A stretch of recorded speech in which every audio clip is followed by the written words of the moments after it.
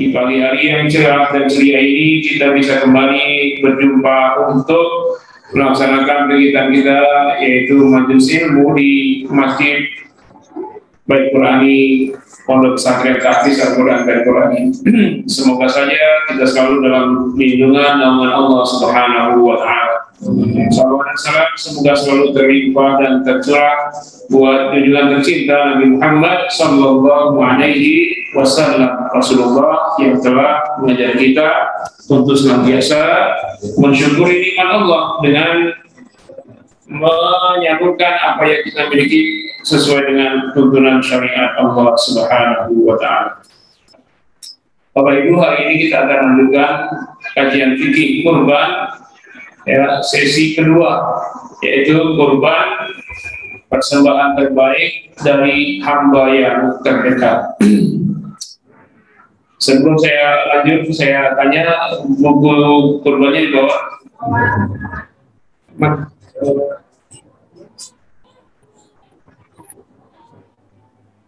Di mobil Pak Widi ada 2 kardus itu. Belum ada sih. Saya juga nggak ada ini. Saya nggak hafal. Tapi ada ininya ya. Filenya di mana nih Pak? Baik ya, kita sudah mengkaji yang pertama definisi kurban, yang kedua hukum kurban, yang ketiga doa-doa dalam ya, penyembelihan hewan kurban. Jadi yang pertama, kurban adalah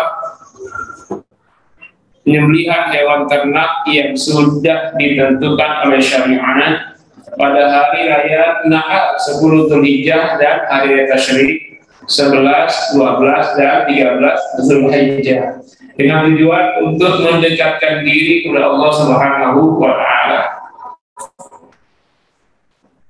Kemudian hukum kurban ada khilafiyah para ulama antara wajib dan sunnah muakkad. Dengan dalil-dalil yang kita sampaikan pada pertemuan yang lalu, ya, ini ada khilafiyah memang, tetapi lebih kuat ya, hukum kurban adalah wajib bagi orang yang mampu. Karena ada lafaz dari ayat dari hadis Nabi, Rasul menyatakan ya,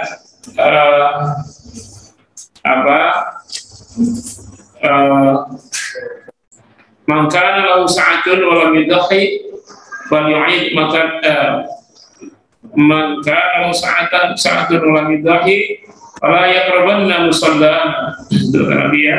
Barang siapa yang memiliki kelapangan rezeki lalu dia tidak berkurban, maka janganlah sekali-sekali mendekati mushola atau masjid kami. Jadi adalah pas mangkana lahu sa'atun kelapangan rezeki. Jadi siapa yang memiliki kelapangan rezeki pada hari raya Idul Adha, hari raya Tasyrik, maka dia wajib berkurban. Kewajiban kurban adalah kewajiban satu kepala keluarga atau satu keluarga satu hewan kurban. Kemudian doa penyembelihan hewan kurban. Ya, untuk penyembelihan biasa maka cukup membaca Bismillahirrahmanirrahim, Allahu Akbar, sudah halal. Mau nyembelih bebek, ayam, sapi, onta, kambing, cukup Bismillah, Allahu Akbar. Nah, tetapi ketika hewan itu menjadi hewan kurban, maka ada perbedaan signifikan antara doa penyembelihan biasa dengan doa ya kurban. Apa diantaranya? Ada 3 redaksi yang diajarkan Nabi SAW. Pada intinya, doa penyembelihan hewan kurban dengan cara menyebut nama pekurban di dalam doa. Ya, intinya itu menyebut nama pekurban di dalam doa penyembelihan. Yang kedua, yang membaca doa adalah si penyembelih dan si pekurban. Kebanyakan di banyak tempat yang baca doa margot. Sementara gagal nggak baca, ini problemnya. Apa doa Nabi? Ada 3 redaksi. Yang pertama, beliau memulai sebelum menyembelih baca doa Bismillah, Allahumma taqabbal min Muhammadin wa ali Muhammadin wa ummati Muhammad. Dengan nama Allah, ya Allah terimalah ini kurban dari Muhammad dan keluarga Muhammad serta umat Muhammad. Lalu beliau menyembelih hewan kurban. Kenapa beliau menyebut nama beliau? Karena beliau yang berkurban. Dalam doa yang lain ada tambahan. Tambahnya Allahumma inna hadza minka wa laka. Jadi doa tadi tambah dia. Ya Allah, sesungguhnya ini dari minka, darimu, maksudnya aku bisa berkurban karena rezeki darimu. Walaka, dan hanya untukmu, maksudnya apa? Aku laksanakan ikhlas semata-mata karenamu.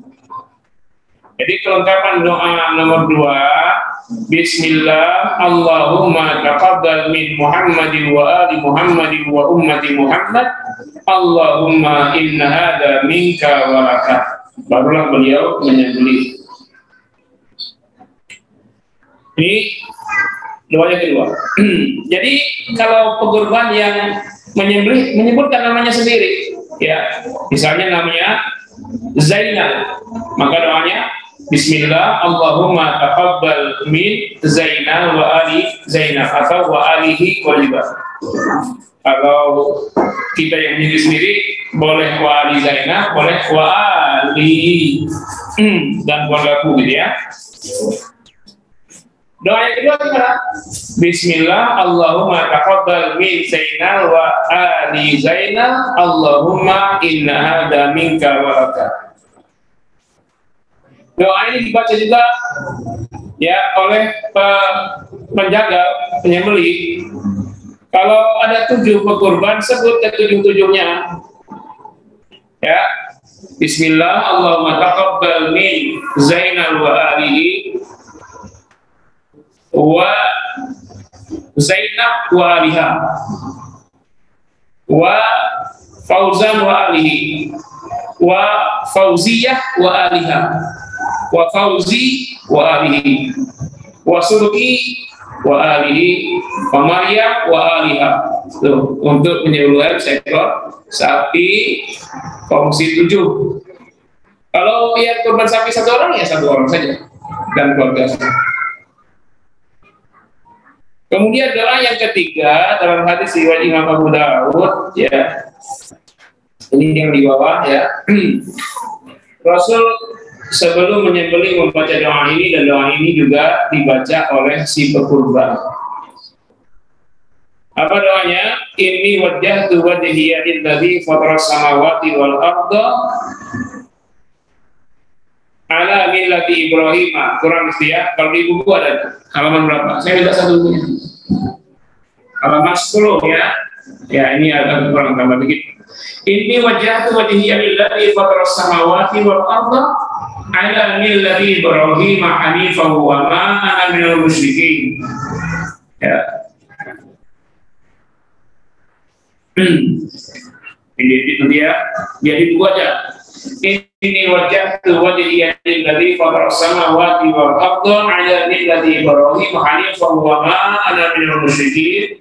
Inna salati wa nusuki wa mahyaya wa mamati lillahi rabbil alamin la syarika lahu wa bidzalika umirtu wa ana minal muslimin.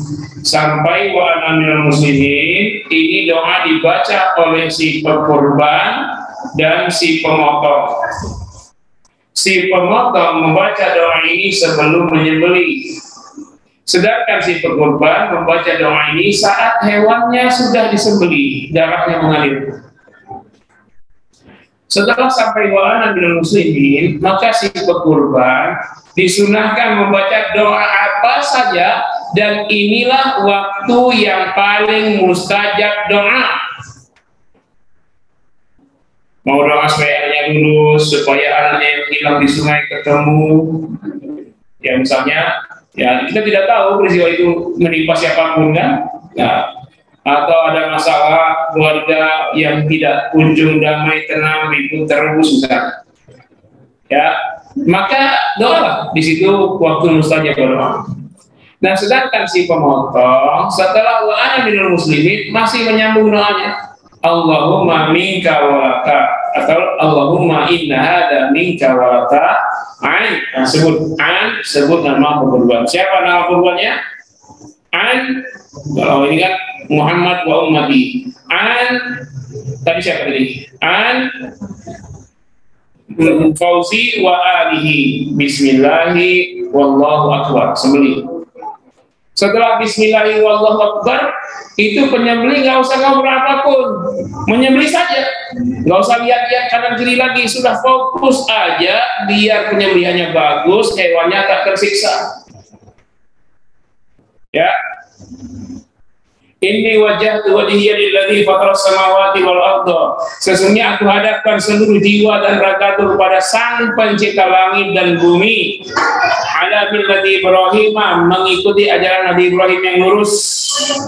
Wa ma ana minal musyrikin, saya bukan orang musyrik. Inna sholati wa nusuki, sesungguhnya salatku, kurbanku, bahkan hidup dan matiku kupasrahkan untuk Allah seteruskan Allah. La syarika lahu wa bidzalika umirtu, tak ada sekutu baginya, untuk itu aku diperintahkan. Wa ana minal muslimin, saya adalah orang yang pasrah muslim kepada Allah Subhanahu wa taala. Allahumma ya Allah, minka, ini kurban darimu, walaka, dan hanya ikhlas kulakukan karenamu, dari Fauzi dan keluarganya. Bismillahi Allahu akbar, sembelih. Nah, kalau kita menyembelihkan mengamanah dari 7 pekurban untuk seekor sapi, ya, sebut nama ketujuhnya tadi ya. Apa namanya? Ini wajjahtu wajhiya lilladzi fataras samawati wal arda ala millati Ibrahim hanifan wa ma ana minal musyrikin.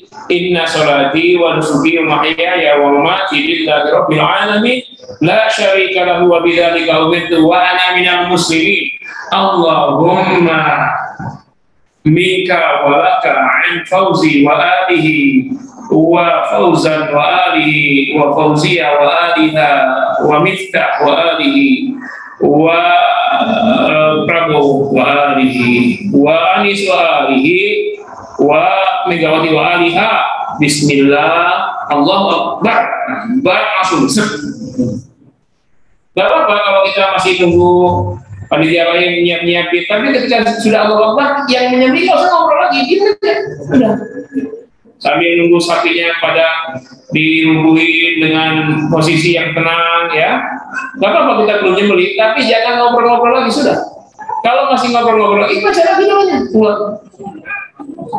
Ya, ini intinya kurban, hablum minallahnya pada saat penyembelihan. Karena intinya hablum minallah itu penyembelihan, persembahan kurban kepada Allah, maka mesti dilaksanakan dengan terbaik, cara terbaik, tempat terbaik, yang menyembelih dan semua panitia terbaik. Terbaik penyembelih itu ada 2, terbaik fikih kurbannya, ilmu fikihnya, terbaik penyembelihannya. Nah, kadang-kadang ada penyembelih yang terbaik sembelihannya tidak ngerti fikih. Ada ustadz ngerti fikih, tidak ngerti nyembelih. Susah mencari ustadz yang teliti menyembelih, susah. Perlu belajar. Memang ustadz harus bisa nyembelih. Nenek-nenek kita dulu kalau suruh motong pasti ke rumah ustadz, mau ayam, mau bebek, ya kan? Nah, karena itu terbaiknya diambil barokahnya. Ya. Selebihnya hablum minannas, mencari hewan, mencari merawatnya, menawarnya, membelinya, semua hablum minannas.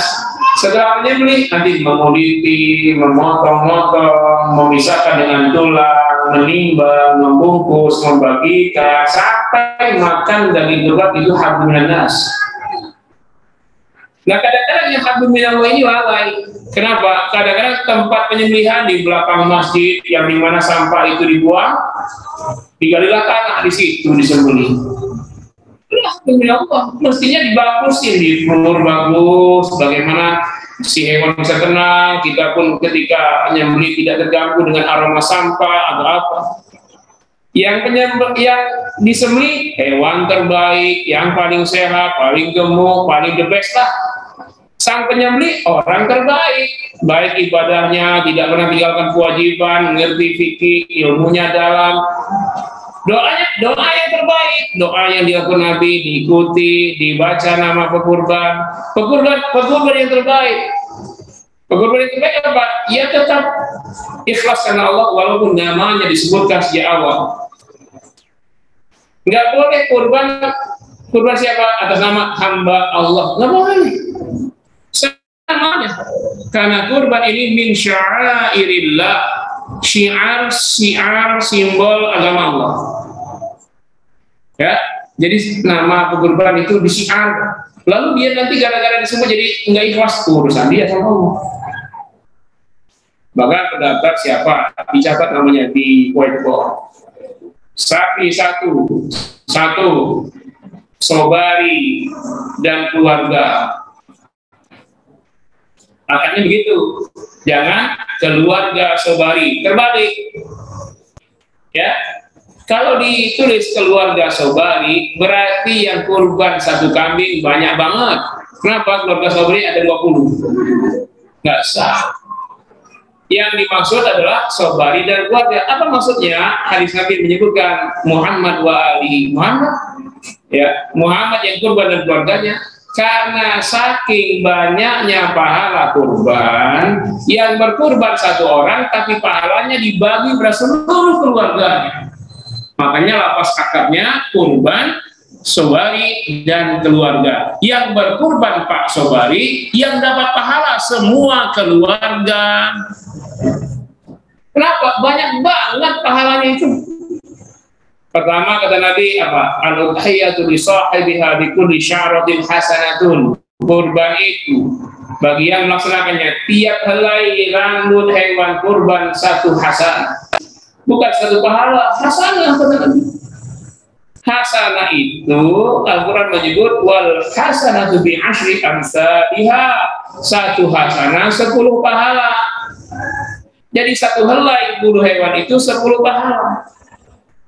Sapi bali bulunya ada berapa? Itu coba satu persatu itu. Tapi hati-hati nanti terlalu sama sapi bali mau ngitung itu. Diperkira saja berapa? Ada 10 juta helai. Nah kalau 10 juta berarti kali 10 100 juta pahala. Itu baru dari bulu. Nabi sebut lagi qatratul dammi hasanatun. Setetes darah satu hasanah 10 pahala. Sekarang ketika disembelih coba ibu tampung darah sapi ada berapa ember, nanti pisahin setetes berapa jumlahnya, kali kan 10 itu pahalanya. Apalagi coba mulai niat pahala besar, membentuk panitia pahala besar, mencari hewannya ke Bogor sana, ke Bali sana, kemana-mana atau tidak kemana ya, menawar di pasar, pahala. Dari hari pembelian sampai penyembelihan dirawat, perawatan pahala. Dia punyahan sapi itu kita kasih rumput beda. Kalau kita ternak biasa itu cuma dapat pahala kasih sayang kepada hewan, kita kasih makan. Tapi kalau dia niat kurban, maka pahalanya berlipat-lipat. Ketika sapi, kambing itu mengunyah rumputnya, kita sayangi dia karena dia akan menjadi persembahan terbaik kepada Allah, maka tiap punyahan itu pahala bagi yang merawatnya sampai dengan hari H. Lalu memotongnya itulah yang paling intinya. Pahala tertingginya saat memotong hewan itu dipersembahkan kepada Allah. Lalu setelah disembelih mati betul, jangan masih sudah dikulitin ya, mengulitinya pahala, lalu memisahkan dengan tulang pahala, mencincang tulangnya, membagi-bagi pahala, menimbangnya pahala, mendistribusikannya tiap langkah itu dikalikan pahala, bahkan sampai memakan daging kurban itu pahala, satu punyahan satu hasanah. Rugi sekali yang tidak berkurban. Ya. Nah, jadi intinya di saat penyembelihan jangan terjadi fitnah di situ. Yang nyembelih sembarangan, enggak baca doa, yang dibaca doa Bismillahirrahmanirrahim saja, yaitu enggak spesial jadinya, jadi biasa-biasa. Padahal ini hari raya spesial. Syiar, ya mestinya doa yang diajarkan Nabi itu yang dibaca. Berkurban mesti seorang muslim. Cirinya muslim tidak meninggalkan sholat. Kalau dia meninggalkan sholat, syubhat nanti bisa jadi dia keluar dari Islam, tak tahu kita. Apalagi dia nggak sholat berhari-hari, 3 kali Jumat nggak sholat, lalu dia motong. Di hadapan Allah dan Rasulnya, dia sudah hilang keislamannya. Padahal Nabi bersabda, "Dhabihatul muslim halalun yuzkar ismallah am la yuzkar." Sembelihan seorang muslim halal, baik menyebut nama Allah maupun lupa. Jadi maknanya apa? Zabihatul kafir haram, penyembelihan orang kafir haram walaupun baca bismillah 1.000.000 kali. Nah, kalau ada jagal kita sewa, lihat di pasar, ketika jual lagi azan zuhur, sholat nggak dia? Sampai asal lihatnya, oh nggak sholat. Jangan sekali, 3 hari minimal.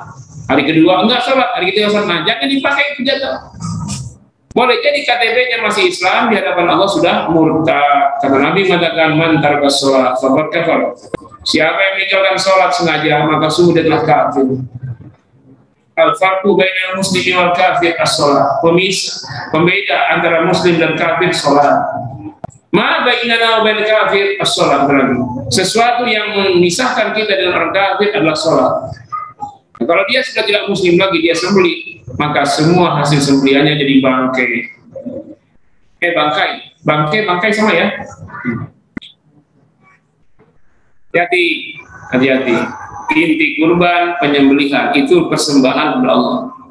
Karena dia dimasukkan namanya dalam doa, disetor kepada Allah, maka haram hukumnya korban dari orang kafir. Tidak boleh. Mau kita doain, ya, Bismillah Allahumma taqabbal min kafir serius dan keluarganya. Nggak bisa, ya.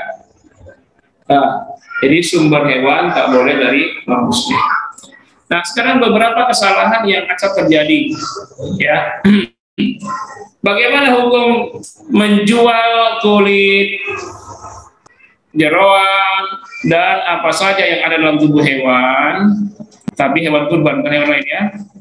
Apa hukumnya? Sudah terjadi zaman Nabi dan Nabi marah. Apa kata Nabi? Man ba'a jilda udhiyatihi fala udhiyatallah. Barang siapa yang menjual kulit hewan kurbannya, maka tiada kurban baginya. Ya. Jadi siapa yang menjual kurban, maka batal kurbannya. Panitia berdosa. Ustaz, kenapa jual? Nanti saya jawab setelah pesan-pesan sebelumnya. Yang kedua dalilnya, ya, di hadis riwayat Imam Muslim dari sahabat Ali bin Abi Thalib, ketika Nabi SAW berkurban onta, ya, Nabi kurban berapa ekor setahun, Pak? Kalau lagi tidak ada rezeki yang luas, minimal 2 ekor kibas raksasa. Ini kibas, bukan onta. Kalau beliau lagi lapang, maka beliau berkurban dengan 100 ekor onta. Beliau beli dengan uang sendiri, beliau sembelih dengan tangan sendiri. 100 onta. Tapi kalau lagi bokeh, tetap kurban dengan 2 ekor kibas. Di antara orang-orang yang disuruh Nabi mengurus onta, beliau adalah Ali bin Abi Thalib. Apa kata Ali? Amaroni Rasulullah SAW an aku ma'ala budnihi wa an atasaddaqa bilahmiha wa jurdiha wa jillatiha wa alla aqfal jazzara minha qala nahnu nu'adihi min indina.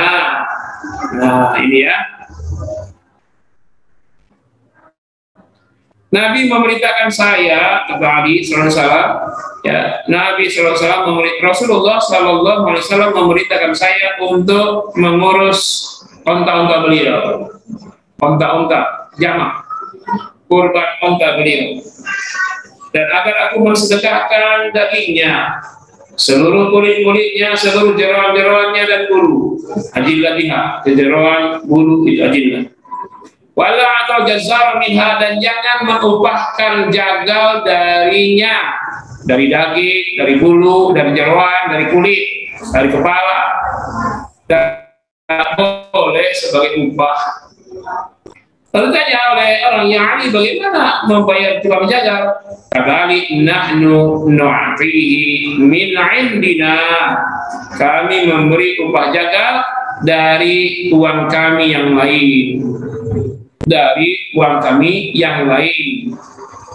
Berarti untuk kurban ada nilainya, di luar itu ada upah jagal. Ya, bukan dari tubuh hewan, bukan dari sumber hewan untuk jagal. Sehingga nanti kalau kita misalnya seekor kambing 3 juta, maka si pekurban menambah untuk uang potong. Jangan berpikir ini, wah saya udah kurban nambah lagi. Nah iya, Anda nyuruh orang. Mestinya kerjain sendiri dong. Cari sendiri. Ya, dapat sekarang, kurban masih sebulan. Rawat sampai sebulan itu. Rawat sendiri, potong sendiri, kulitin sendiri. Nah, kalau begitu nggak usah ngasih upah. Nah sekarang ini kurban kita nih, orang yang ngerjain. Apa urusannya orang kita ambil jasanya? Nah kalau kita ambil jasanya, bayar dia. Nah makanya nanti ditambah kurban 3 juta, biaya potong dan operasional 400.000. Untuk apa itu? Itu aja dipakai untuk bayar tukang jaga, sewa tenda, kursi-kursi, makan minum panitia, kopi dan tehnya, beli balok, golok, timbangan, kantong, apalagi. Pokoknya terkait dengan operasional dari sumber yang 400.000 itu. Jangan dipakai dari 3 juta. Karena itu akadnya jangan digabung. Jadi tulis kurban urunan 1/7 3 juta rupiah ditambah ongkos potong dan operasional 400.000, total 3.400.000. Nah 3 urutan, kurban 3 juta, biaya potong operasional 400, total 3.400.000. Jangan dibikin gini, kurban 3.400.000 dalam kurung sudah termasuk biaya potong dan operasional. Lorot, nggak jelas. Berapa kurban, berapa biaya, kan? Nggak jelas. Nanti kalau kita bikin begitu, kurban 3.400.000 sudah termasuk biaya operasional dan upah potong. Nanti dia cari kambing agak 2 juta. Biaya potong dan jasa berapa? 1.400.000. Nggak salah dia. Ya kan? Karena nggak disebut berapa kurban, berapa biayanya. Nah, karena itu harus jelas berapa kurban, berapa biaya. Ya itu ya, banyak itu ya, harus perbaiki akadnya itu. Jadi akad dari awal perbaiki. Kasih pemahaman. Nanti dia bilang sudahlah kurban ngasih ke ini. Ya, iya Anda itu beramal, amal Anda dibantu orang lain supaya lancar. Kira-kira kalau misalnya, oke, kalau dibantu panitia 3.400.000, coba cari sendiri kambing 3 juta. Kira-kira berapa biaya habis nyari kambingnya? Oke, dapat mungkin kambing 2,5 juta misalnya. Tapi caranya kemana? Ke Bogor, ongkos dulu, habis waktu. Karena bukan panitia, nggak jelas, tahu-tahu kambing di bawah 2 tahun, nggak sah. Nggak ngerti hewan ini sakit atau tidak. Kalau sakit nggak sah juga. Pincang atau tidak, kita nggak tahu semua. Nah kalau kita bayar 5.000 saja itu masih kemurahan. Karena panitia akan cari kemana ongkos itu ya, nyari itu mungkin impor dari Bali atau dari mana. Ya, nah jadi jangan merasa berat untuk kurban. Memang kita berkorban harta, namanya kurban. Orang lain korban tenaga yang bantu kita, panitia korban tenaga, korban waktu. Semestinya dia nggak ada urusan dengan kurban kita, itu ibadah kita kok. Tapi rela membantu, memudahkan, melancarkan, karena tidak setiap kita bisa mencari sapi yang sehat, kambing yang bagus, nggak setiap kita bisa, ya kan? Nah, karena itu kita amanahkan orang yang ngerti. Biasanya panitia sudah tiap tahun, sudah pengalaman, sudah tahu mana hewan yang bagus, mana yang tidak, mana sumber belanja yang bagus, mana yang belanja yang tidak bagus. Jelas?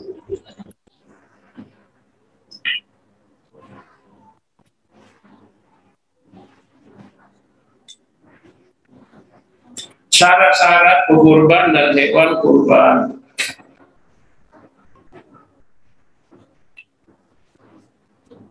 Yang pertama, pekurban menyediakan sumber hewan maupun uang itu yang halal. Tidak boleh sumber haram, hasil judi atau tabungan itu ribanya berapa nih? Riba dikumpulin, wah bisa beli kambing. Nggak boleh, masa dari haram, dari riba. Padahal kurban itu persembahan terbaik. Kalau dia dari haram tidak terbaik, kalau dia dari riba tidak terbaik. Atau hutang, dari hutang itu jelek dalam Islam, Pak. Jangan dikira, wah ini demi Allah, demi kurban kita paksakan diri hutang. Itu jelek. Kalau mati, sebab utama orang diazab kubur karena adanya hutang, Pak. Tuh, jangan coba-coba hutang, tuh. Monster di dalam bahasa jadi monster hutang itu ya. Dia menjelma jadi monster yang menyiksa dia di alam barzakh. Makanya Nabi tidak mensolatkan orang yang mati masih punya hutang. Itu hutang halal, bukan hutang riba. Kalau bisa hidup kita ini jangan ada hutang, tenang kita, fresh. Ini sudah PNS, bulanannya gaji berapa? 4 juta. Yang diterima tiap bulan berapa?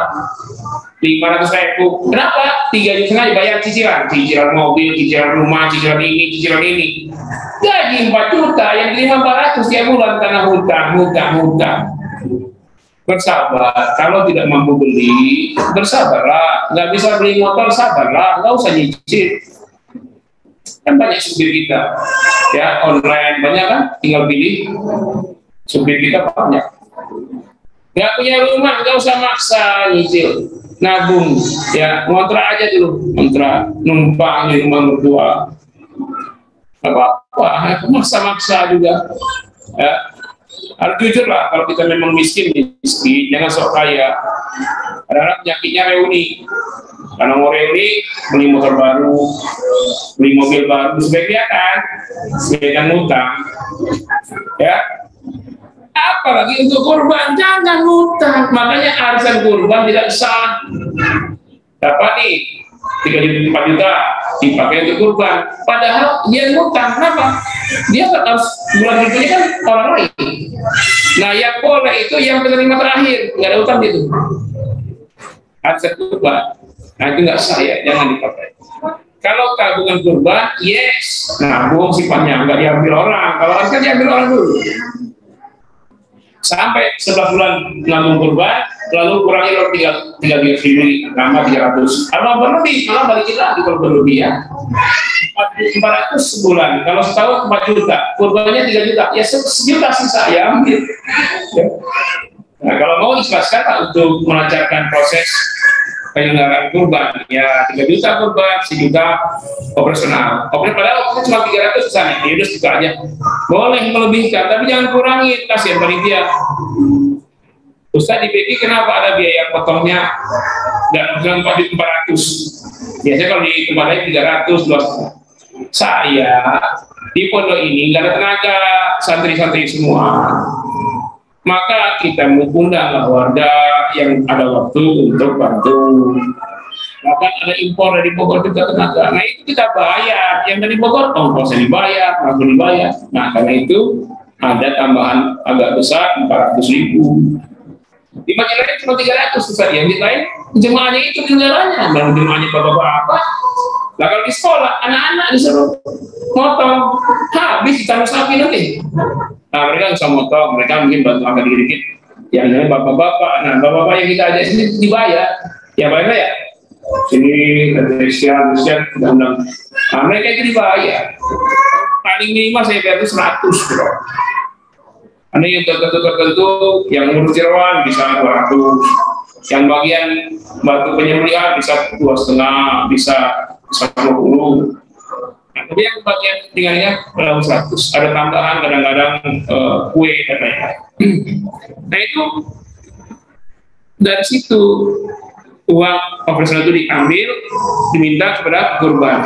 Jangan sudah panitia sibuk, panitia keluarin duit pula untuk kesuksesan acara, jangan. Atau pakai dana masjid pula, janganlah. Bila perlu ke kurban, karena kurbannya sudah dikerjakan, bersenang hati, dibantu orang, kasih upah orang, infak ke masjid. Kurban saya sukses ya Allah, yang bantu banyak, akhirnya bersedekah di kota amal masjid. Kurban harus binatang ternak yang sudah ditetapkan, tidak boleh dikonversi kepada binatang lain atau kepada uang. Apa binatang yang sudah dipastikan? Ada 3 kata Nabi: onta, sapi, kambing. Onta dan segala jenisnya, itu banyak onta itu ya. Bahasa Arab onta itu jamal, tapi ada ibil, ada bodenun. Jamal itu onta yang punuknya tinggi, cantik ontanya, makanya bahasa Arab cantik itu jamil. Nah, onta yang cantik jamal ya. Pertama tidak artis. Yang biasa ini, yang lebih bagus juga ibil. Ibil itu bukan hanya cantiknya, tapi daya tahannya. Angkat beban berat, jauh jalan masih kuat. Onta yang pada umumnya yang volumenya tidak tinggi itu bodenun. Ada yang badan besar, ada yang badan tinggi, ada yang badan kecil. Sapi juga macam-macam, ya kan? Ada sapi dari asing, sapi asing, sapi banyak lah. Pribumi ada juga. Kalau pribumi, Kupang, Bali, sapi Jawa, PO. Kalau dari asing, Lemosin, Pegon, bagi macam-macam. Nah, itu sah semua. Banteng kalau diternak sah, kalau liar tidak sah. Pokoknya yang ternak.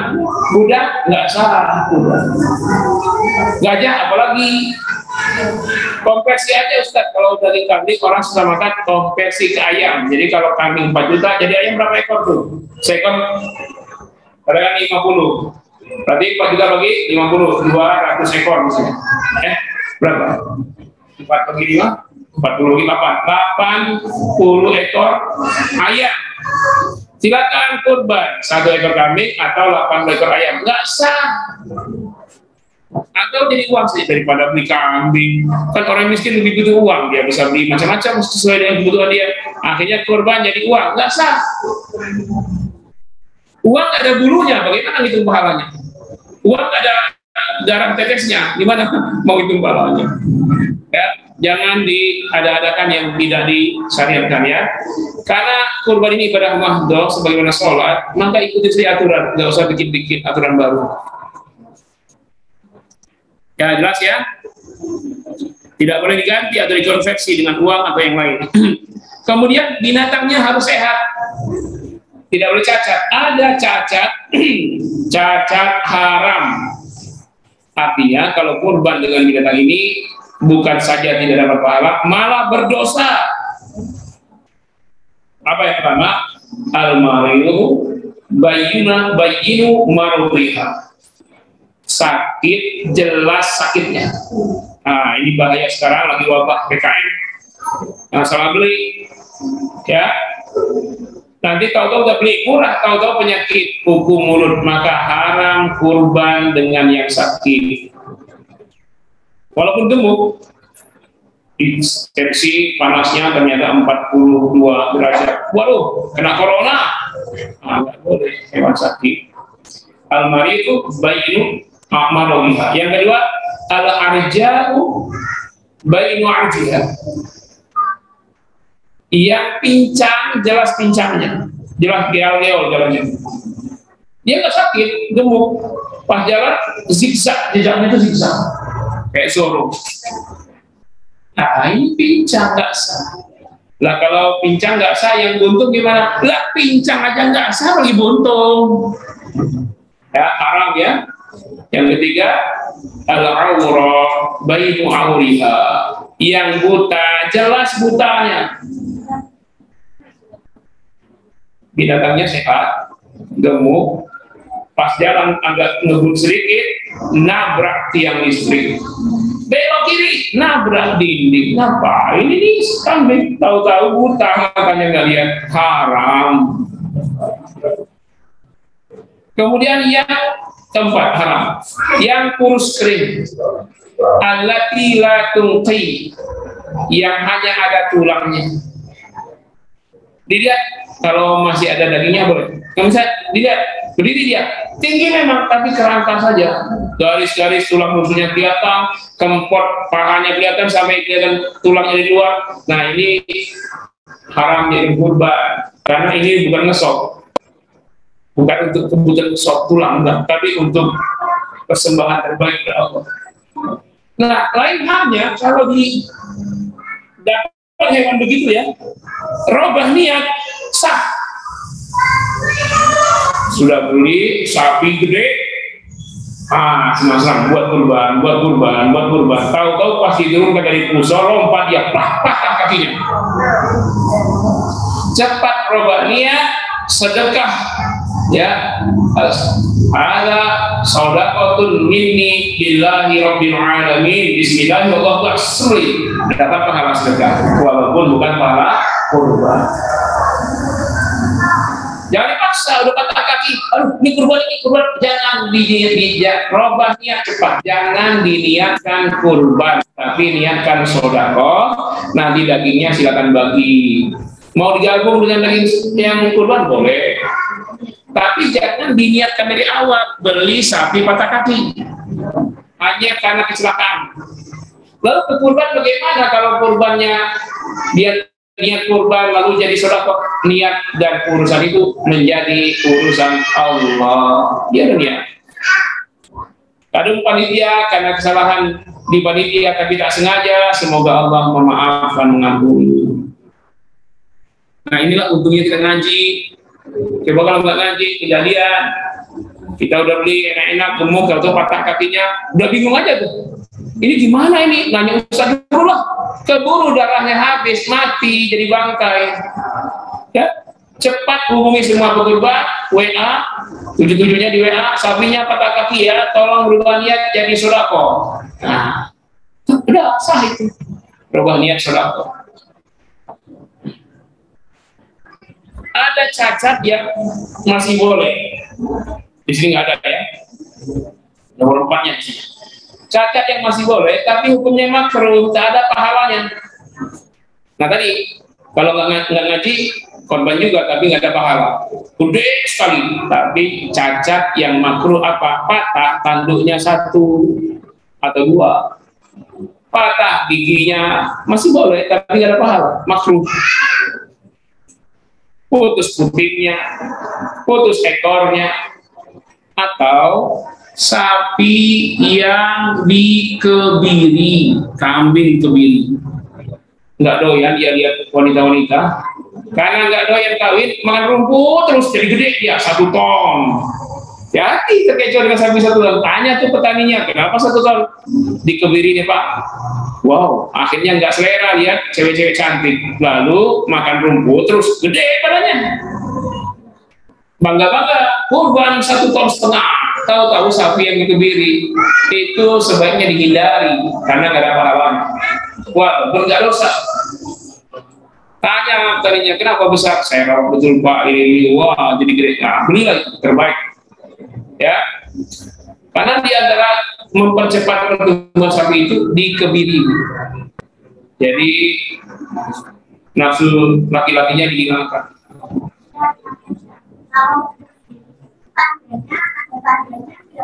Saya nggak ngerti. Tanya petaninya. Ya, saya nggak ngerti. Tapi kalau organnya lengkap semua, yang organnya lengkap, sampai kemaluan sapi itu masih ada. Yang dihilangkan nafsunya, nafsu kepada cewek. Jadi kepada cowok juga nggak ada hewannya cowok ke cowok. LGBT aja yang ada begitu. Itu lebih pantas untuk dikorban.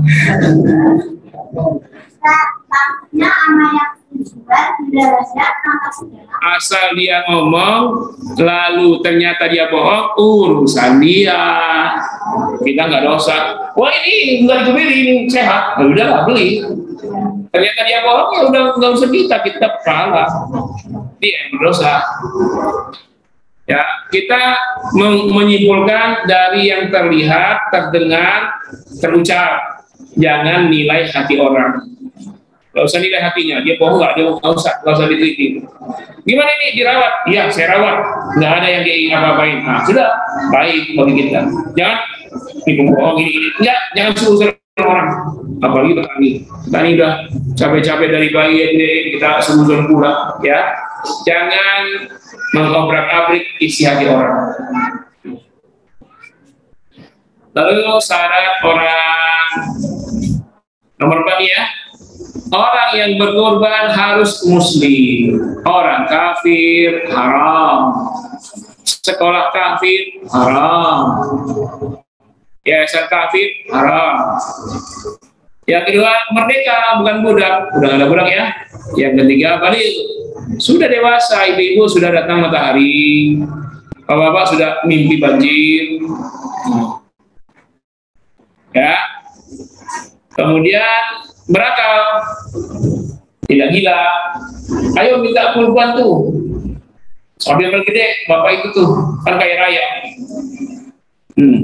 Kalau dia gila, nggak boleh, jangan dipaksa orang kaya. Yang berakal kan, yang ini mampu. Yang kelima mampu, kalau nggak mampu nggak wajib. Ustaz Abdul, berapa kurban di Medrohim? 4 juta sekarang. 4 juta. Wah, mahal banget nih. Ngomong mahal sambil megang HP harga 26 juta. Ngomong kurban mahal, HP yang 20 juta itu setahun udah 2 kali ganti. Itu namanya pembohong. Masuk ke masjid, parkir di halaman masjid, bawa Pajero, mobil sport, Ferrari. Wah, apa yang dipakai oleh presiden? Tesla, ya, Tesla.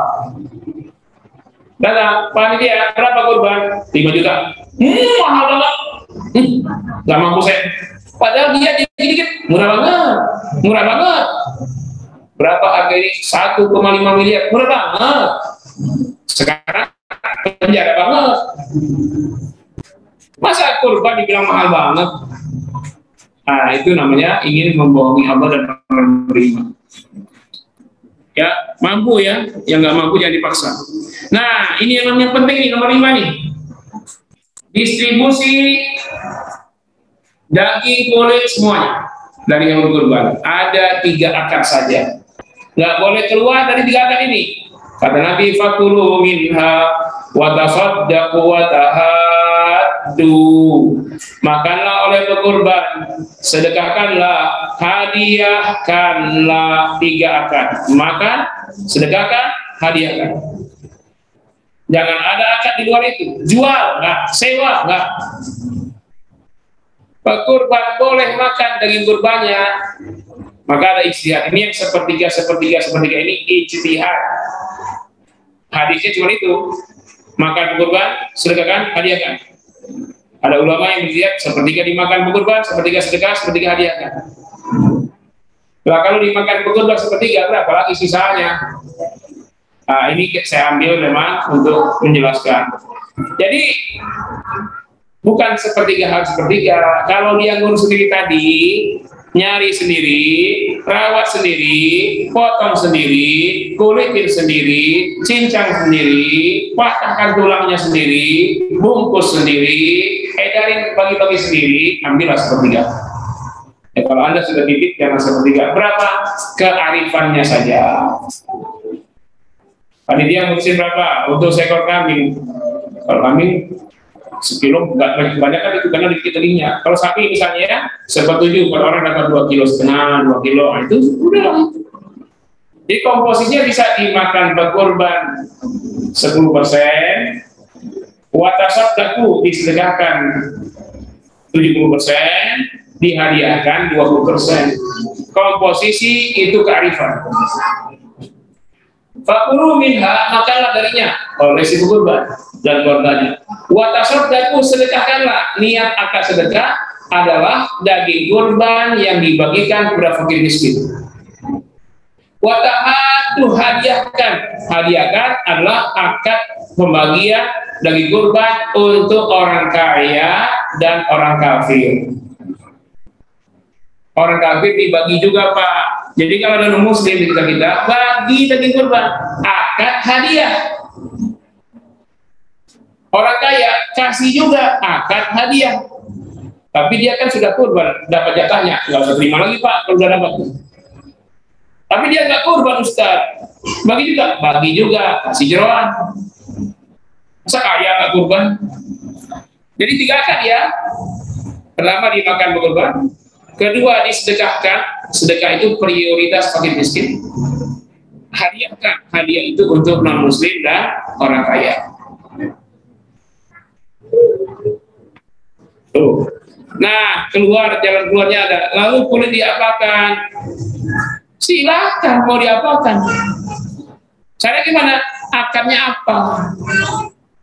Kalau kulit mau dikasih dengan panitia, bukan panitianya, tapi individunya. Kita kasih kulit kepada individu panitia. Kalau panitianya miskin, kasih dia kulit akad sedekah. Kalau panitianya kaya, kasih kulit akad hadiah. Ada kan jalan keluar kan?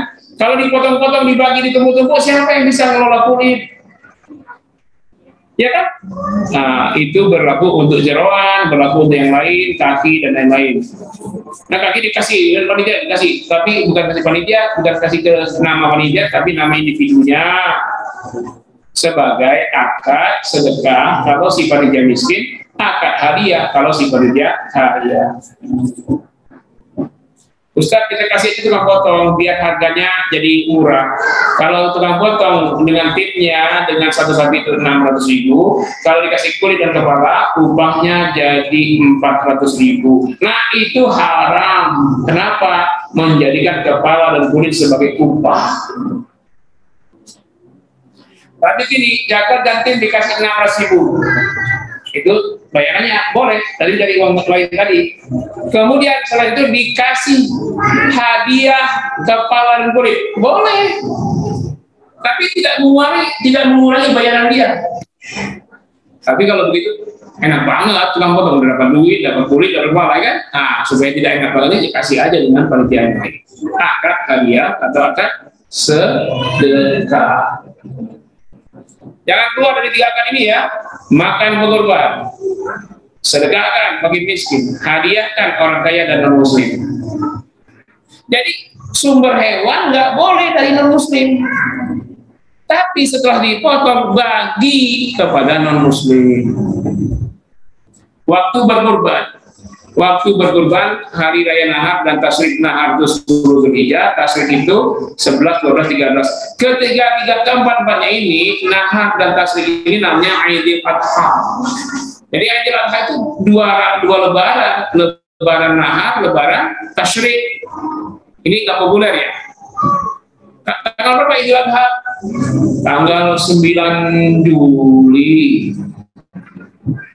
Jawabnya apa? 9, 10, 11, 12 Juli itu Idul Adha. Tanggal 9-nya hari Nahar, 10, 11, 12 hari Tasyrik, keempat-empatnya Idul Adha. Ini lebaran besar, mestinya di kantor liburnya 4 hari minimal. Kan kita lihat kalau lebaran libur agama, kalau hari besar agama. Tapi cuma libur langsung doang, berarti dia hanya lebaran hanya hari Idul Adha yang pertama. Hari Idul Adha kedua, ketiga, keempat dia masuk. Kalau dibagi dari awal dulu memang 4 hari liburnya. Tapi walaupun tanggal 10, waktu penyembelihan tidak boleh sebelum sholat Idul Adha. Siapa yang telah menyembelih sebelum sholat Idul Adha wajib mengulangi sembelihan dengan hewan baru setelah sholat. Ya. Nah, setelah sholat Idul Adha sembelih bebas tuh, mau pagi, mau siang, mau sore, mau malam, tengah malam, silakan. Itu waktunya. Tapi terakhirnya adalah tanggal 13 Zulhijjah sebelum maghrib.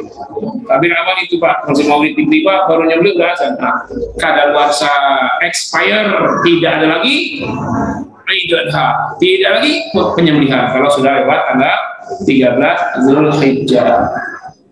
Ini akhir waktu tadi ya. Ini akhir waktunya adalah hari ketiga Tasyrik atau hari keempat Idul Adha. Oke, sabar aja. Nah, ini perlakuan terhadap hewan. Kata Nabi, ya, fa'ahsinu dzabihatakum. Terbaiklah kalian dalam penyembelih. Hal terbaik. Pertama apa? Memperlakukan hewan itu. Pertama, tajamkan golok setajam-tajamnya. Jadi sekali lewat langsung putus dua urat hulqum, ya, saluran makan dan saluran nafas. Ada satu lagi di bawah jakun. Ini kalau nggak gini nggak bisa putus, bisa lama nanti. Tiga, dua, tengah satu. Kalau tidak tajam, tumpul, waduh, setengah jam belum nih, wah tersiksa dia. Ya, sekali atau 3 kali dayung, dorong ke depan, tarik ke belakang, dorong lurus lagi, Kalau yang sudah ahli dia lewat, nah yang sudah ahli ya. Tapi jangan ahli saja, tapi mesti ngerti fikihnya, doanya, intinya doa tadi. 2, jangan mengasah golok di depan hewan. Udah ngepel dia ngeliat, orang ngasah, dia ngerti itu golok, benar tajam. Jangan ya, membelakangi hewan kalau ngasah golok, jangan di depan hewan. Apalagi sebelum di depan hewan, sebentar lagi, puslu. Jangan. Ini bukan hewan untuk jualan. Ini si hewan ini dipersembahkan untuk Allah. Menggiring hewan dengan cara baik. Jangan tarik-tarik sampai hidungnya berdarah atau ditendang-tendang. Ya. Baringkan dulu dan hadapkan ke kiblat. Lehernya yang ada kiblat itu lehernya. Kepalanya ngadap ke langit kalau sapi itu. Dia ketarik cepat ya. Kalau kandungnya jadi kuda-kuda, 2 kandungnya kuda-kuda, mulutnya tekan, nanti ketika dipotong dia ketarik cepat. Nah, cepat. Selesainya cepat. Kalau dia tidak ditaruh di kandungnya tidak jadi kuda-kuda, itu kalau mirip melipat dia lagi sendiri melipat, golok bisa patah, bisa melayang. Jadi banyak korban setelah itu. Jadi pada saat korban banyak kejadian korban. Jadi ya, kalau unta tidak usah dibaringkan, unta sambil berdiri, ada caranya. Beda ini yang dimaksud selain unta. Ini nomor 4, sembelih bagian leher, ya disebutkan di sekitar hulqum dan labah. Ya, hulqum, labah. Ya, dekat jakun itu. Nah, kan bisa ngukurnya itu kan jakun. Makanya makruh kalau hewannya betina. Ya, nggak bisa melihat jakunnya.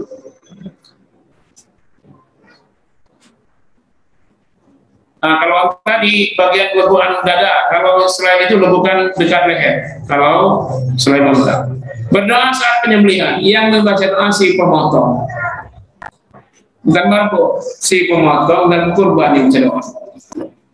Ketika Nabi menyembelih, beliau yang membaca doa. Ketika Ibunda Aisyah radhiyallahu anha menyembelih perempuan, beliau yang membaca doa.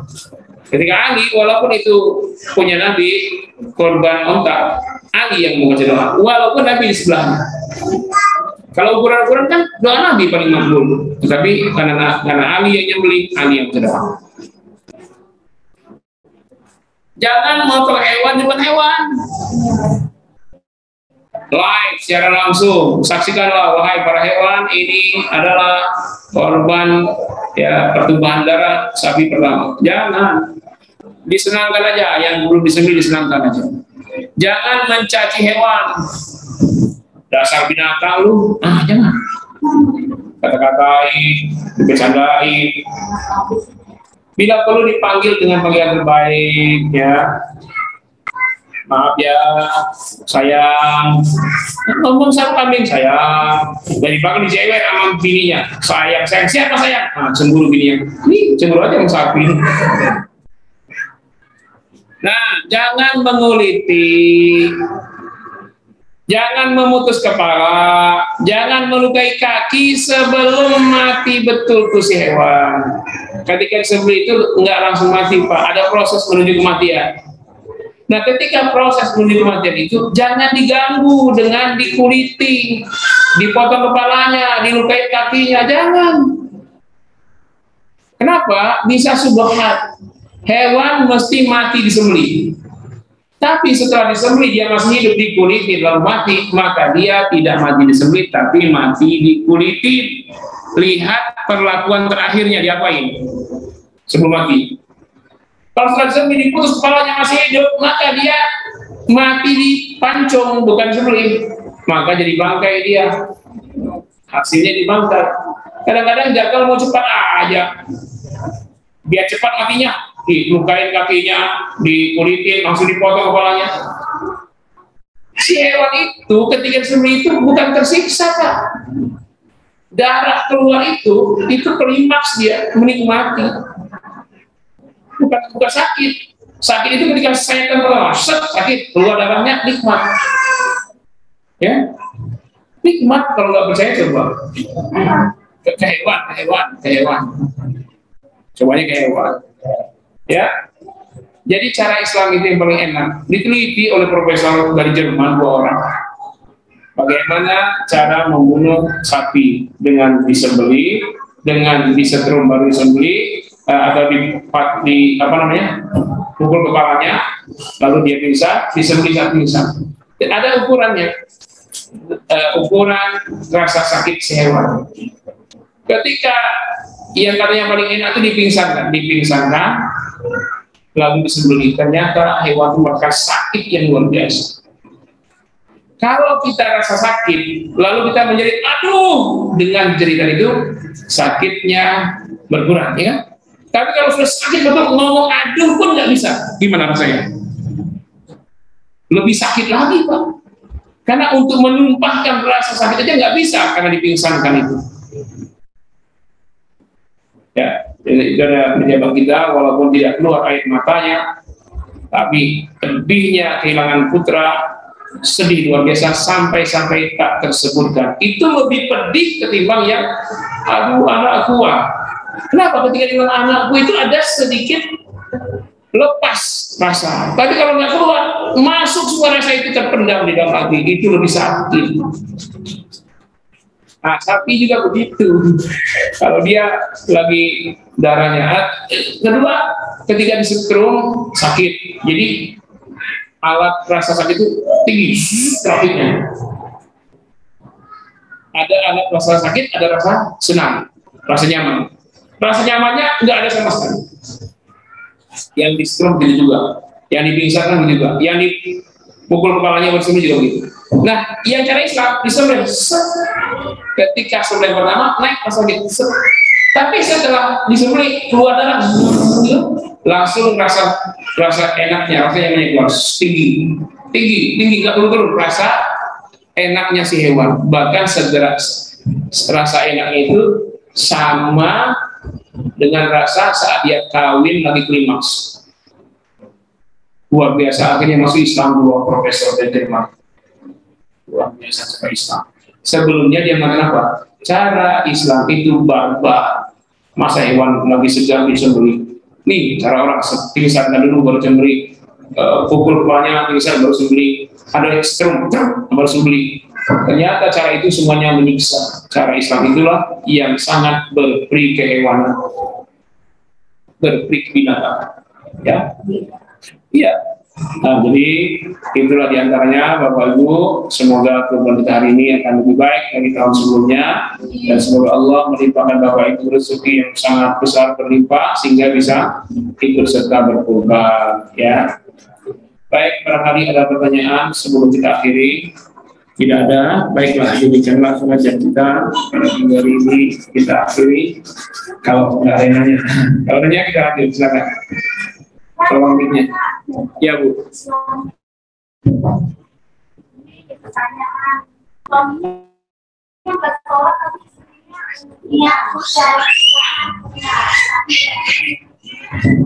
yang tak sholat, niat kurban. Ya, suami aja di setelah menitnya. Ada riwayat seorang yang ibunya sakit, diobati di mana-mana nggak sembuh-sembuh, ya, karena dia sayang sama ibunya, ya, dia udah bawa dokter, bawa tabib, bawa ini, enggak sembuh-sembuh, ibunya nangis tidur sampai dia bernazar, ya Allah, kalau ibu sembuh, ya dia takut ibunya meninggal, khawatir banget. Kalau ibu sembuh, ya Allah, aku bernazar akan makan muntah anjing. Nazarnya itu haram, nazarnya nggak boleh, tapi dikabulkan, sembuh ibunya. Sampailah, ya, senang sekali, luar biasa. Ketika lagi senang-senang teringat nazar. Wah, di Arab nyari anjing aja susah, apalagi yang muntah. Carilah, beli cari anjing, mau menunaikan nazarnya. Lama-lama ketemu, tapi belum muntah-muntah, ditungguin sampai masuk angin sudah muntah, betul-betul muntah. Ini ceritanya cerita ini bagus untuk yang program diet. Jadi ketika dia dapat di anjing muntah, dia senang sekali, dia bergembira karena bisa menunaikan nazar. Tahu-tahu dia nggak seperti yang dia bayangkan, baru melihat aja udah dia yang muntah. Sebelum dia makan tuh muntah, dia yang muntah. Waduh, gimana nih, dosa ini nggak dimakan muntah, dia yang termuntah. Akhirnya karena bau dia tutup hidung. Tapi tidak terlihat, muntah lagi dia. Nah, ini coba tutup hidung, tutup mata. Tapi terbayang, muntah lagi dia. Nggak bisa-bisa. Akhirnya ngadu ke Rasulullah, ini haram, nazar tak boleh, tapi tetap wajib dipenuhi. Tapi saya sudah coba ya Rasul, bukannya saya makan muntah, saya termuntah-muntah. Nah kalau begitu, kata Nabi, carilah rumah orang yang di dalamnya orangnya tidak sholat, tapi muslim, ngaku muslim tidak sholat. Kalau hujan, tampung airnya, 11, minumlah. Engkau telah menunaikan nazarmu makan muntah anjing. Itu filosofinya sangat dalam. Berarti penghuni rumah yang tidak sholat di dalamnya, kualitasnya sekelas muntah anjing. Kan muslim, apa nggak sholat? Nah, lalu ibu, misalnya ada pertanyaan, bukan ibu, bukan orang lain ya, suaminya nggak sholat-sholat, bukan kurban tuh, suruh dia sholat. Kalau yang itu kan disebut untuk, tapi kalau ibu sehari-hari itu tidurnya sama anjing, bukan sama orang itu. Muslim nggak sholat, iya kan? Tiap hari tidur berdua sama dia. Sedangkan Nabi sudah mengkiaskannya dengan muntah anjing. Saya ada yang begitu, dengarin saya lalu dia cerai dengan suami. Setelah itu dapat suami yang berikutnya taat, soleh, rajin ibadah. Dia tidak cerai. Nah, pertama langkahnya suruh tobat, nggak mau tobat juga, yaitu mungkin Allah ingin ganti dengan yang lain yang lebih baik, ya. Makanya sebelum nikah harus tahu dulu nih orang. Syukur-syukur dapat santri hafiz Quran. Wah,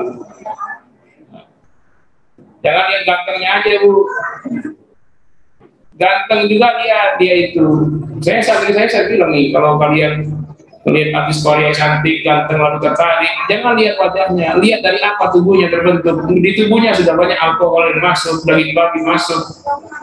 Mendingan kalian nggak pernah pacaran, nggak ada haram-haram masuk, merokok aja enggak. Berarti semuanya bersih, dagingnya bersih, darahnya bersih, tulangnya bersih. Kalau bersih dengan Allah dekat. Nah itu jadikan menantu. Makanya yang mau cari menantu, santri Beki banyak stok. Habis banyak. Tapi ngadap emaknya dulu. Ya bu ya. Jadi kalau gue tanya bagaimana korban itu sudah sekian. Yang pertama sholat dulu. Sholatnya udah selesai baru korban. Ya, kalau nggak sholat mau korbankan saja. Robek saja buku nikahnya, tuntut ke agama supaya jatuh talak apa namanya? Khulu, ya, pernikahan istri khulu. Ya. Yang lain?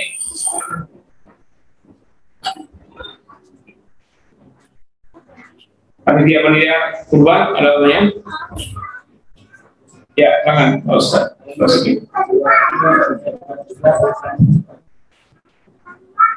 Assalamualaikum warahmatullahi wabarakatuh. Waalaikumsalam warahmatullahi wabarakatuh. Ya, pada kasus juga di masyarakat itu, kalau tadi dijelaskan dari non-muslim itu tidak haram hidupnya. Mana kalau ini ada kejadian dan kita menolaknya seperti apa? Jangan tolak. Jangan tolak. Jadi kalau ada non-muslim mau ngasih, kita minta robakan. Mau apa kamu? Kurban? No way. Jadi gimana? Saya hibah ke bapak aja. Nah, bapak terima. Nanti bapak kurban, akad kurban. Jadi non-muslim nggak ada yang kurban, tapi dia ngasih sebagai hibah. Kalau gue hibah itu alhamdulillah nas, boleh diterima. Ya kami perusahaan, misalnya ya, nah, ngasih sapi, akad apa? Akad hibah, terima. Tapi akad kurban, no. Nah, jadi akad dalam Islam itu menentukan. Akad menentukan tuh. Jadi kalau non-muslim tanya itu apa? Kurban, bawa pulang aja. Enggak, saya kasih aja. Ya, siapa yang kamu kasih? Ini ketua panitia. Ya udah terima. Nanti ketua panitia kurban. Jadi yang dimasukkan dalam doanya nama ketua panitia, bukan nama si kafir atau non-muslim. Kafir aja ya, kafir. Kan nggak boleh ngomong kafir. Ustaz Abdul Somad nggak boleh masuk ke Singapura gara-gara sering ngomong kafir. Non-muslim aja lah, supaya saya bisa masuk Singapura, saya sebut non-muslim. Aman saya masuk Singapura, tapi nggak ada yang undang saya ke sana. Ya, jelas ya Pak ya? Ya, robahnya kasus yang sama dari non-muslim itu membantu. Nah, yang sering itu kepada pesantren-pesantren, iya, namanya hibah, jangan kurban. Kami terima hibah dari Bapak ya. Saya pertama kali ngomong ini di BSD, ada masjid yang seberangan. Ini masjid seberangan sekolah kafir, namanya Stella Maris. Itu ngasih sapi 2 kepada masjid itu setiap 2 tahun. Sebagai nama kurban. Tahun 2002 saya sampaikan haram, nggak boleh.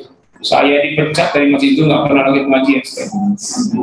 Masa orang ngasih nggak boleh? Karena mereka berfatwa dengan bapaknya, kita dengan dalil Quran dan Sunnah. Akhirnya saya dikata-katain radikal.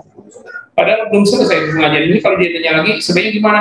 Ya niat hibah, jangan kurban. Sah itu nanti. Tapi mereka langsung main itu aja. Tahu-tahu setelah saya ceramah begitu, ustaznya ceramah begitu juga. Baru dia terperangah. Oh iya, ini salah selama ini. Baru dia tolak Pak, sejak tahun berapa dia tolak tuh? Tahun 2011 atau dia tolak dari sekolah kafir ini. Tapi ketika saya sampaikan tahun 2002 ditolak pendapat saya. Tapi berapa lama mereka itu dari 2002 sampai 2011? Berapa tahun? 9 tahun masih mengamalkan itu, sementara sudah ada yang mengingatkan. Itu dosa itu. Sudah ada yang mengingatkan, dia masih juga berbuat dosa. Panitia itu dosa. Nah, tapi setelah ada ustaz lain yang ngomong sama dengan saya itunya pendapatnya, baru dia sadar. Makanya dakwah itu jangan berhenti. Kalau nggak selesai di kita, oleh santri kita, oleh anak kita, oleh ustaz lain. Makanya sama-sama ustaz mestinya satu suara. Ini kadang saya kena nggak boleh, tiba-tiba dia kata boleh dengan dalil apa? Dengan dalil otaknya. Hanya 2 ustaz diadu domba oleh jemaah, diadu domba oleh non muslim. Kata ustaz ini boleh, ini nggak boleh, disuruh berkelahi akan ustaz. Ini ustaz mesti satu fatwa, satu sumber ya, satu sumber dari Al-Quran dan Sunnahnya. Ya, kompak antara ustaz kompak. Jangan pecah belah terus. Ustaz diadu domba oleh jemaahnya. Jelas ya, Ustaz? Nah, yang lain? Cukup. Ya, insyaallah ya. Tinggal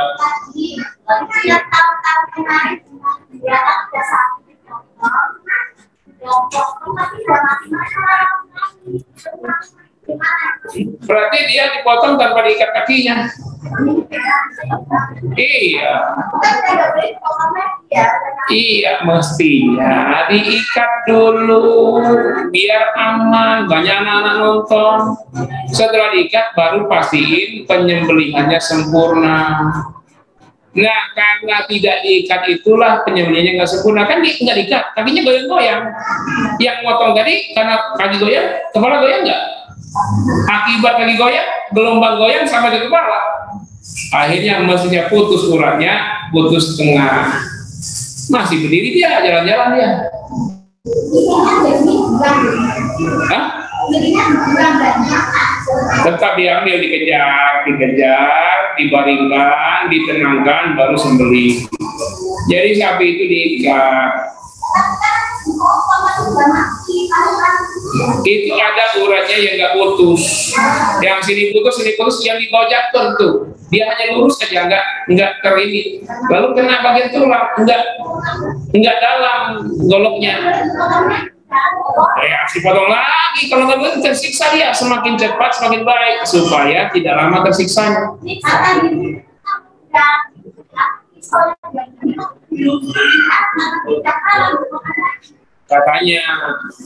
Katanya siapa? Katanya tukang jagal, karena dia sudah ahli. Tapi sebenarnya itu hanya dosa, tapi tetap harus dikejarkan. Ya, dosa menyiksa hewan. Tapi tetap harus dipercepat kematiannya dengan disembelih lagi bagian yang tidak putus, kejar supaya putus. Itu sebabnya nggak diikat kakinya. Orang bisa jalan, bukti bahwa tidak diikat. Diikat setelah disembelih, sudah tidak berbahaya lagi, walaupun masih hidup baru lepas ikatannya. Tapi jangan dilukai, lepas ikatannya. Tapi jangan lepas total, masih ada yang nyangkut ke ikatan untuk satu kaki bagian belakang misalnya. Atau dia berdiri, kalau masih lepas semua. Nah, tapi hati-hati, kadang-kadang melepaskan ikatan ditendangnya, walaupun dipotong, itu tendangan kungfunya masih main tuh sapi itu, ya. Nah, kalau masih khawatir, ya biarlah dalam keadaan terikat sampai meninggalnya. Setelah meninggal ya sudah, inna lillahi wa inna ilaihi raji'un. Ya biar, ya diri itu. Tidak akan terjadi itu kalau dipersiapkan sematang mungkin. Maka itulah, maka kurban itu bukan semau kita, tapi ada tuntunannya. Jangan hanya berpaham bahwa kurban hanya bagi-bagi daging, ngasih makan orang yang tidak pernah makan daging, jadi makan daging. Kan, kalau kurban sekedar bagi daging, potonglah di perumahan potong hewan, di RPH. Lebih enak, lebih rapi, ya kan? Tapi di RPH nggak ada pahalanya. Karena sunnahnya itu kurban dilaksanakan di mana sholat Idul Adha dilakukan. Di lapangannya itu. Tidak ada yang sholat Idul Adha di RPH. Nah, berarti jangan situ motongnya. Ini 2 tahun ini RPH aja tuh motong. Padahal banyak sekali. Setiap keringat orang yang jadi panitia statusnya itu pahala besar. Ibu-ibu yang ikut bantu, bapak yang nulis ini berkeringat, pahala semua. Ya. Tapi kalau jadi panitia dapat pahala banyak, belum dibagi, udah sembunyiin di bawah tangga 1 karung, bukan pahala, dapat dosa, maling. Nantilah selesai bagi semua, panitia dapat, bukan upah ya, bukan, itu jatah. Apakah akad sodako atau hadiah, terserah. Kalau panitianya itu kaya, berarti dapat hadiah. Kalau panitia miskin, dapat sodako. Jadi nggak ada niat, tidak ada akad upah kepada panitia, haram. Kulit tadi terakhir, kulit itu bisa dijual oleh penerima. Kalau pekurban nggak boleh jual, baik daging maupun apapun, karena dia bukan penjual, dia berkurban. Panitia tidak boleh jual, kenapa? Bukan pemilik. Boleh nggak kita jual yang orang titip? Saya titipkan HP, dijualnya, boleh nggak? Nah, si panitia dapat ketitipan dari pekurban, maka nggak boleh jual apapun karena bukan miliknya. Sedangkan penerima, karena itu miliknya, ini penerima dapat daging kambing. Aduh, saya ini diabetes meletus, asam urat, kolesterol, nggak boleh makan kambing. Akhirnya saya jual, boleh nggak? Boleh, kan saya penerima, pemilik. Makanya kulit tadi boleh dijual kepada seseorang yang telah dikasih. Apakah tadi akad sedekah atau akad hadiah? Dia terima. Setelah dia terima, dia jual. Itu sah. Kenapa? Dia menjual miliknya sendiri. Nah, ini solusi untuk kulit. Kalau nanti panitia bikin begitu, silakan. Nanti setelah itu duitnya mau dia makan, dia mau sumbangkan lagi ke panitia, boleh. Ya, karena itu untuk membantu kekurangan dana ya. Nanti dia dapat kulit, dijual. Kalau dia terima duitnya, kalau dia mau makan sendiri, boleh sebenarnya. Kalau dia mau sumbangkan lagi, ya silakan. Terserah dia yang mau mempunyai uang. Nah, inilah solusinya. Sebenarnya sama saja, ujung-ujungnya sama, tapi akad dan niat menentukan. Jelas? Ya, tinggal kita melaksanakannya. Ibu berkurbanlah, bapak berkurbanlah, jangan kehilangan pahalanya. Hampir-hampir saja pahala kurban menyamai pahala haji. Jadi yang sanggup naik haji berangkatlah, yang tidak sanggup berkurban. Walaupun sekarang harga itu menjadi melambung tinggi karena wabah PKM. Jadi sapi itu Bu karantina dulu. Saya udah beli 22 ekor. Dari Bali karantina ke Subang. Seminggu di situ. Dites darahnya, tes darah. Hasil tesnya keluar kemarin. Hari ini dibawa ke kandang tugas. Nah, karena dia dites maka harga naik. Pertama, truk yang dari Bali sampai Subang balik lagi, nggak mungkin dia tunggu seminggu. Makanya dari Subang truk baru lagi, jadi 2 kali lipat transportasinya. Yang kedua di karantina seminggu di sana itu kan dikasih makan, dirakit itu ada biayanya, kena lagi tambahan. Lalu diperiksa darah, masuk lab itu mahal Bu, kalau alat itu ada bayarannya, baru keluar surat dari pemerintah. Tiga faktor, transportasi meningkat, biaya di tempat transitnya seminggu itu tambah biaya, lalu transportasi lagi ke Jakartanya, kemudian tes darah dan lain-lain itu ada uangnya, sehingga sekarang kurban itu mahal. Makanya dikurangi, biasanya ada alternatif turunan 2 juta dan 2,5 juta, sekarang sudah tidak ada. Yang ada 3 juta, 3,5, 4 juta. Ini faktornya kalau ibu yang biasa kurban. Kalau Ustaz ada lagi 2 juta, ada lagi yang harusnya, itu faktornya. Karena wabah PKM. Seandainya ini kabarnya tanggal 10 sudah dianggap tidak ada lagi wabah, maka kemungkinan akan ada yang masuk di atas 10 yang murah, tapi rasanya tidak ada. Kata pedagang kalau sudah naik sekali tidak akan turun lagi. Katanya malah mendekati IDH makin naik harga. Wallahu a'lam, itu permainan dagang. Ya, terima kasih banyak Bapak Ibu sekalian. Sekali kami menganjurkan silakan kurban di mana saja terserah. Tapi kalau mau di pondok sangat bagus karena insya Allah dagingnya akan dimanfaatkan, terutama untuk santri, kemudian warga sekitar, sampai yang buka di pasar kebajikan semua dapat, tinggal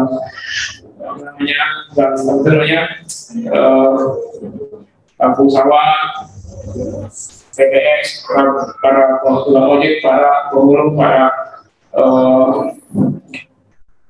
semakin doa itu ya, kampung sawah satu. Nah, ini biasa sudah dapat sampai ke Bogor. Ini butuh banyak memang. Dan dimakan santri, insya Allah kalau dia dimakan jadi daging, jadi darah santri, jadi tenaga, lalu mereka menghafal Quran, mereka sholat tahajud, maka pahalanya menjadi pahala jariah. Karena di antara wasilah dia bertenaga dan itu jadi daging kurban yang kita telah kurban di sini. Mudah-mudahan ya. Jadi dapat pahala kurban, dapat pahala jariah juga. Ya, mudah-mudahan ini sampai kita sekarang bisa makan daging lebih lama. Karena kalau nggak ada kurban biasanya kalau tidak terlalu pendek, oke, saya rasa bisa sekali. Nah, sekali setahun makan daging bisa sampai 2 bulan tuh kalau banyak.